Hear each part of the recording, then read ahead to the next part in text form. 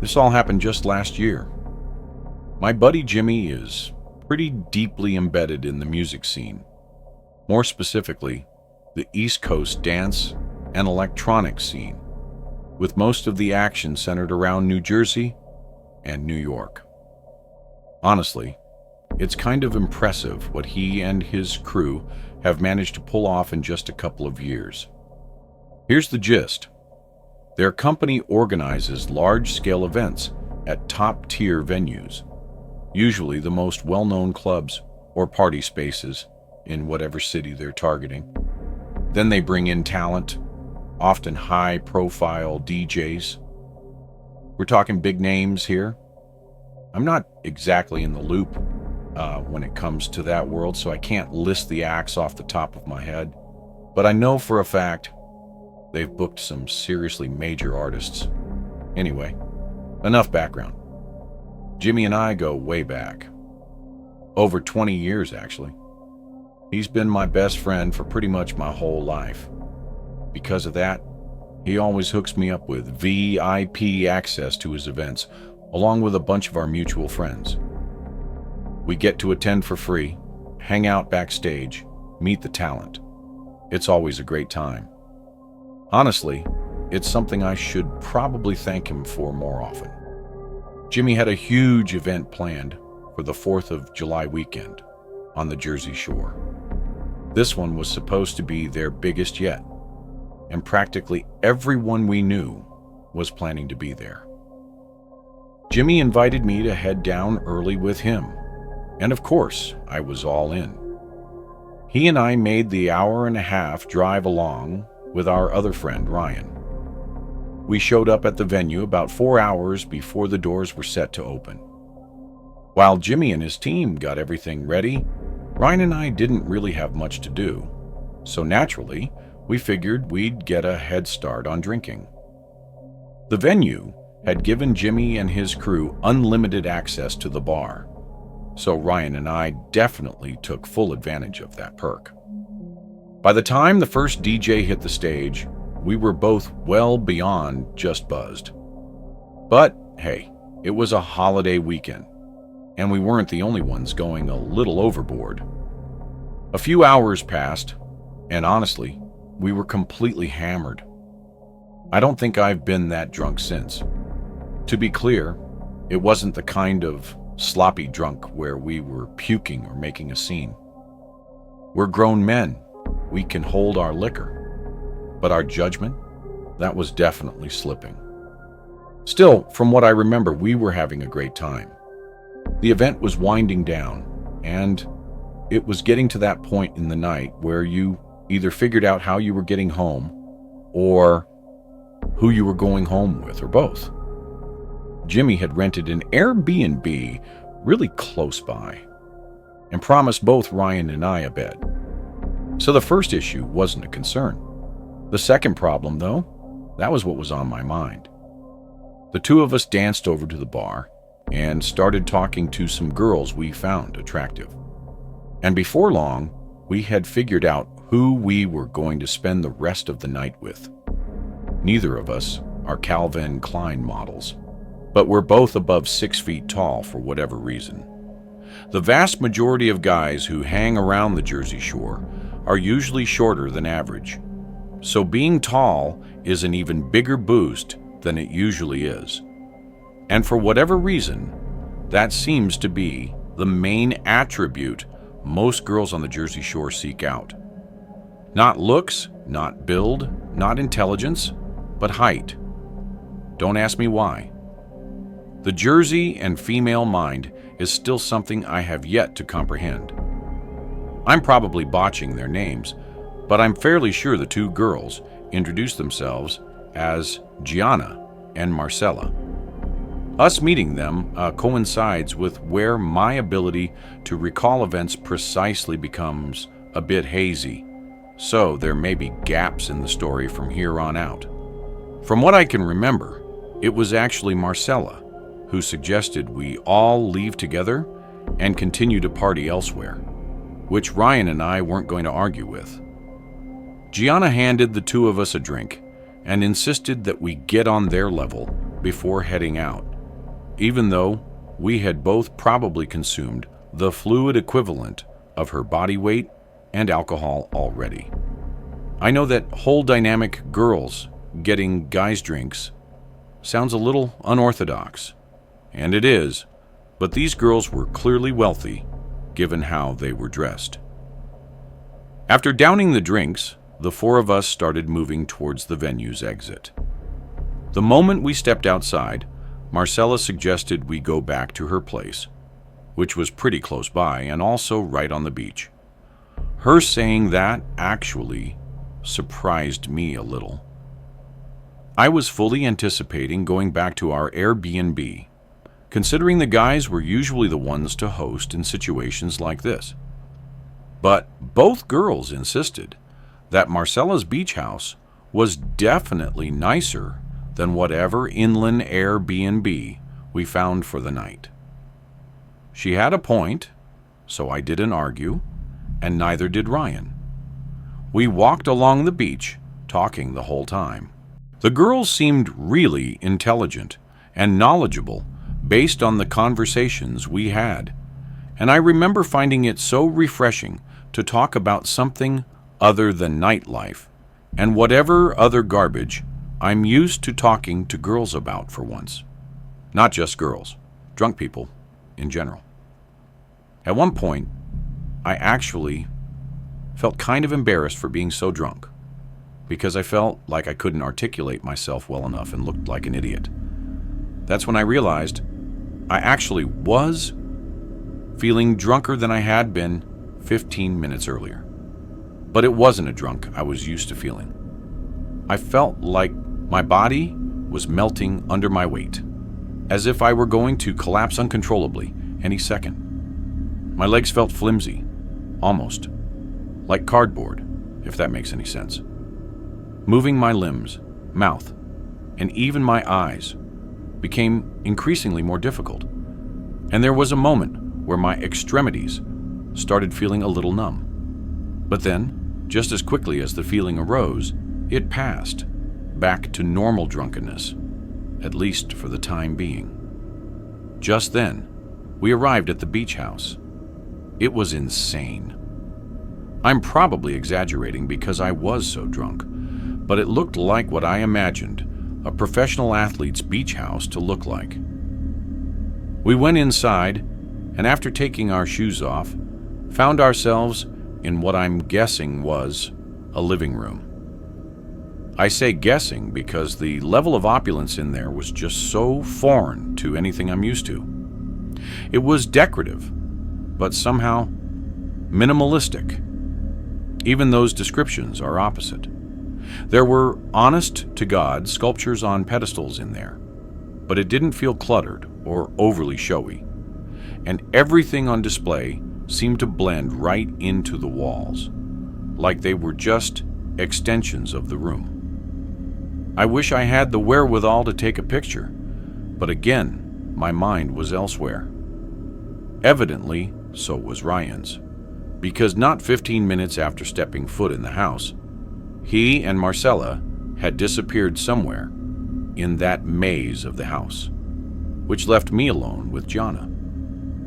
She leaned in to kiss me, and that's the last thing I remember before blacking out. Not her kissing me, but leaning in to kiss me. That's where everything cuts off. I don't remember feeling woozy again, or drinking more, or doing anything else. But there's a huge gap in my memory that spans several hours and will not come back no matter what I try. And the thing is, I know I didn't pass out because there are texts on my phone sent from me proving I was still conscious. There's digital proof that I was sentient, but I don't remember one bit of it. And before you say, I just simply blacked out from alcohol, this was different. I rarely ever black out, but all the times I have, I can still remember bits and pieces of the night, scattered moments here and there, enough for me to string together a continuous sequence of events at the very least. Keep in mind, those were also all times where I was drunker than I was that night, so that's another reason I think a generic blackout isn't a reasonable explanation for what happened. Plus, Ryan experienced the exact same thing at essentially the exact same time, which is way too specific to be coincidental. Here's the next thing I remember: waking up with the sun directly overhead in a random set of bushes over an hour away from where the event was.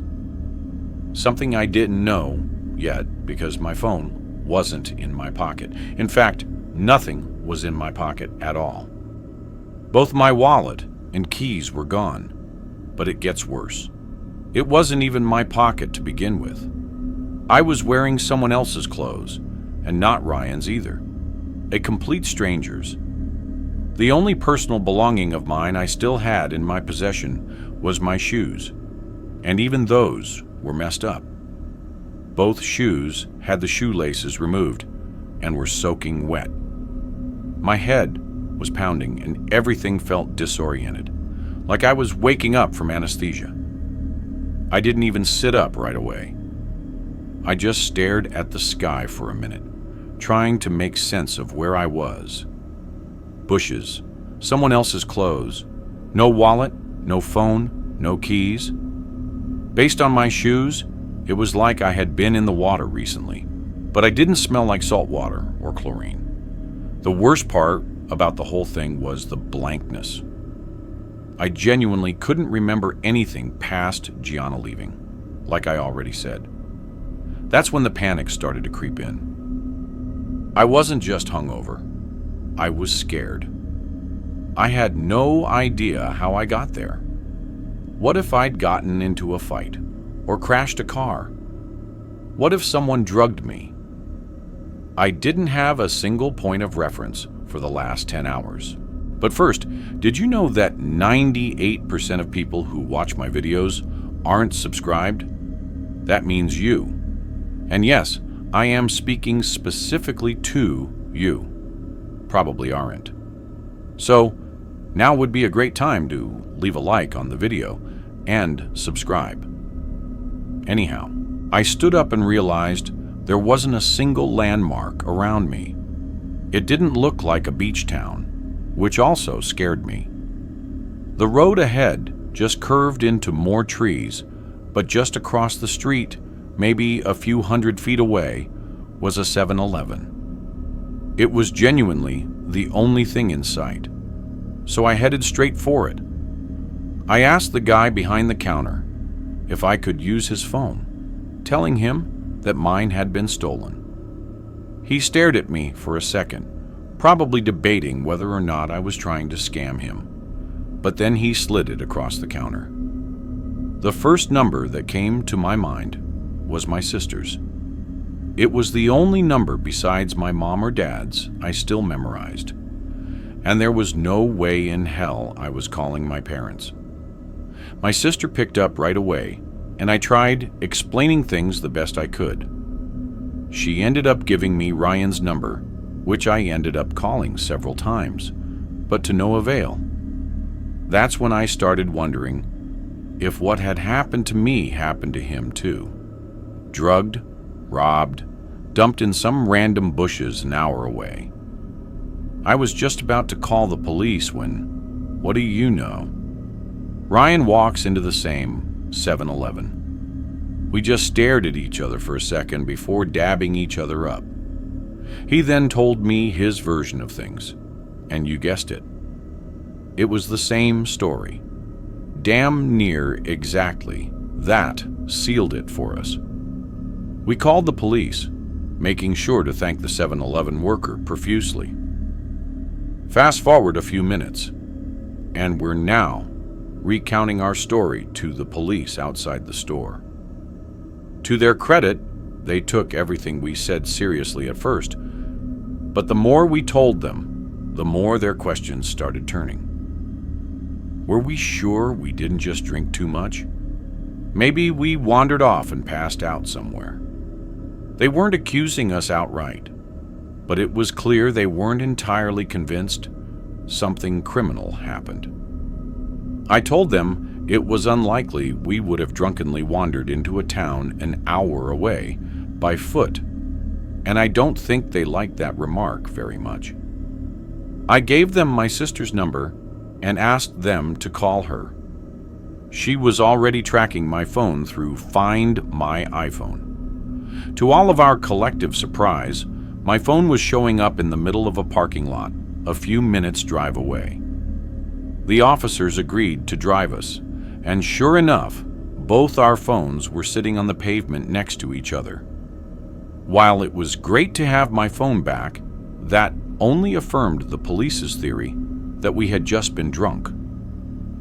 They started saying that we probably hadn't even been robbed, that we had lost our wallets the same way we had lost our phones.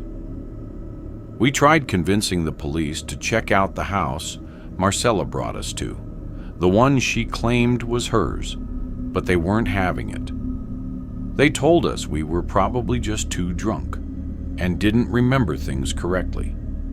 One of them even said it happens more than you think. Then they gave us their cards and told us to call if we remembered anything else. It was actually shocking how reluctant they were to even connect us to other officers that would be willing to help. They told us to find a ride home since our phones were still charged and they just left us there. After they left, I went through my phone for the first time, and things got even weirder. There were texts sent from me to a ton of people I knew. Jimmy, my parents, a few co-workers, even some girls I had been talking to. All normal-sounding stuff. Stuff I might have said if I'd actually had a calm, coherent night. The texts genuinely sounded like me, but from a continuity standpoint, they didn't make any sense when considered altogether. One message to Jimmy thanked him for the event and said we'd crashed at a buddy's place. Once my dad said we were safe and had found a couch to sleep on. There was another to a girl I'd been texting that just said something casual, like I was hanging out at home and thinking about her. None of those texts made any sense and mostly contradicted each other. I realized I had a ton of missed calls and texts from Jimmy, so I called him. He sounded relieved to hear from me, saying he thought Ryan and I had died or something. He told us to stay put. He'd come pick us up. In the meantime, Ryan and I canceled all our cards, but interestingly, none of them had been used. Despite the likely fact that they had been in those girls' possession for several hours, the entire ride home, we talked non-stop about what could have happened. None of it made any sense. Yeah, we had been drugged. That much was clear, but that didn't explain things. First of all, I don't know of any kind of roofie that has those effects, like an induced blackout. Everything I've read just said those drugs make you fall asleep. But again, I was conscious, as the texts confirm. Plus, why go to such lengths just to rob two random guys? Especially if you weren't going to at least even attempt to use their credit cards. Two guys who walked up to you, no less, and in such a risky place to your own house. Or was it a house they had broken into? Both were equally risky. Jimmy thought we had been targeted, but like I just said, we had been the ones to approach the girls, so we couldn't have been targeted. And all this isn't even mentioning how or why we miraculously found ourselves in a random town an hour away, wearing other people's clothing. As crazy as it sounds, both Ryan and I checked ourselves for incisions, thinking maybe some of our organs had been harvested, but there was nothing. Jimmy suggested that maybe they had just given us some exotic drugs, which I guess makes sense. But someone had driven us to that town, and someone other than those girls had switched clothes with us. We never got an answer, but it's not like we just forgot about the whole thing. Ryan and I ended up driving all the way back to the shore just to go looking for that house. We tried our best to retrace our steps, knowing that if we just walked along the boardwalk, we'd eventually find the house, since it was on the beach, and we actually did find it. The two of us walked up the walkway and rang the doorbell. An older man opened the door, asking us what we wanted. I did the talking. Not wanting to reveal too much, or potentially incriminate myself, I simply asked him if a girl named Marcella lived here, or if he had a daughter or granddaughter around our age. He gave me a hard no, and I made up some BS story that there was a girl who lied about owning this house, which he actually found pretty funny. Then that was that. I would be lying if I said I didn't walk away from that house with a sick, unsettling feeling in my stomach. I can't even describe it as fear, just a sickening discomfort, like something truly awful had happened to me and my friend that night, and I'd never get to the bottom of it. For a long time after that, I was convinced those girls had been involved in something much, much bigger that neither me nor Ryan could even conceive. That maybe they had been planning to kidnap or kill us and decided not to go through with it at the last second for whatever reason. I know I'll never have an update, but if something else happens, I'll definitely send something. If you enjoyed this video, don't forget to hit the like button and subscribe to the channel for more amazing video. Turn on the notification bell so you don't miss any updates. Alright, that's it for today. Take care, and I'll see you in the next one.